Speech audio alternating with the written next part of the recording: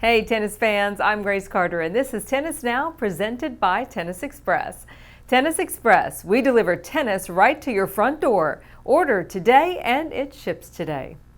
Well, the shortest woman in the WTA Finals field has made a giant impression in Singapore.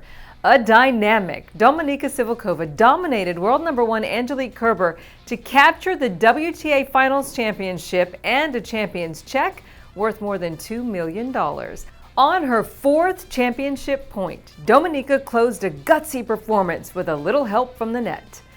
It was the first time Dominika has played the season-ending event, and I tell you, the seventh-seeded Slovak left it all out there.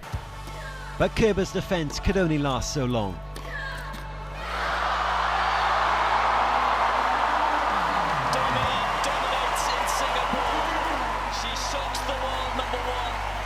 Avenging her loss to Angie in her opening round-robin match. And now she is the lowest-seeded woman to raise the Billie Jean King title trophy.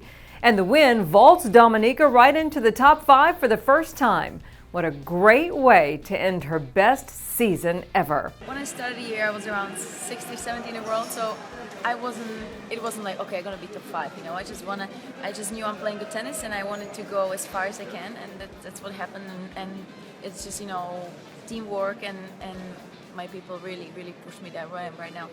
She won 4 titles, reached 7 finals, and in July, she got married. So let's talk about this. You know, power, size, and strength are certainly important in today's tennis, but have you noticed that for the first time in a really long time, each of the top 5 players in the world, Angelique Kerber, Serena Williams, Agnieszka Radwanska, Simona Halep, and Dominika, stand 5'9" or shorter, and they're all exceptionally fast. So, is speed more important than power in today's women's game? We're wondering what you think about that. In other news, some good news for Nick Kyrgios, whose suspension is getting knocked down to just 3 weeks. Nick has reportedly agreed with the ATP's recommendation that he get some treatment with a sports psychologist after his bizarre tanking meltdown at the Shanghai Rolex Masters. The ATP says the details and contents of the treatment plan are strictly confidential. Nick initially got an 8-week suspension and was fined more than $40,000 after imploding in Shanghai. So the shortened suspension puts Nick on track to return to the Hopman Cup coming up in January. Nick and Daria Gavrilova are set to defend Australia's Hopman Cup championship in a field that includes Roger Federer and Belinda Bencic partnering for Switzerland. Now, you might remember this crazy championship point back in January when Nick and Daria clinched the Hopman Cup. The mixed team event and support from the hometown crowd should create the ideal conditions for Kyrgios' return. We shall see. Okay, you may remember the 2016 season began with a bombshell report of match-fixing allegations dropped at the start of the Australian Open. Well, earlier this month, Israel's number 2 player, Amir Weintraub, told Israel's Channel 2 that bribe offers to fix matches are rampant and have touched every level of tennis. In comments published by the Times of Israel, Amir said that there is not a single player, from the lowest ranked all the way to the world's top-ranked player like Novak Djokovic, who hasn't been approached with a bribe offer. He says it goes something like this. A match fixer typically approaches a player asking, "Are you interested in not feeling well in a certain match?" Well, in a Facebook post, Amir said that the disparity in earnings between the millionaire players up at the top of tennis and lower-ranked players struggling to pay their bills at the challenger level leaves the game vulnerable to corruption.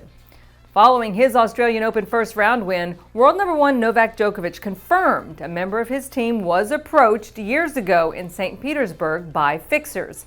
Amir's revelations are the latest indications that match-fixing bribes have touched the top tier of tennis. I was approached through, me personally, through people that were working with me at that time, that were in my team, and of course we threw it away right away. I mean, it didn't even get to me. You know, it made me feel terrible because I don't want to be anyhow linked to this kind of, somebody may call it an opportunity. I call it for me, that's an act of unsportsmanship, a crime in sport, honestly. Last March, the BBC and BuzzFeed News uncovered some documents, including text messages, linking match fixers to 2 Italian players and 2 former top 20 players. It's going to be interesting to see how these allegations play out in 2017. And finally, congratulations, Kim Clijsters, who last week became a mom for the 3rd time, this time to an adorable baby boy named Blake Richard Lynch.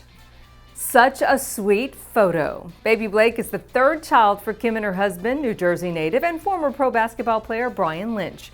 Her daughter Jada, believe it or not, is now 8 years old. Her son Jack is 3. You know, it's been a big year for Kim, now the mother of 3, and she's been nominated for the International Tennis Hall of Fame's class of 2017 along with Andy Roddick. So fun. That's the news for now. I'm Grace Carter. See you next time here on Tennis Now.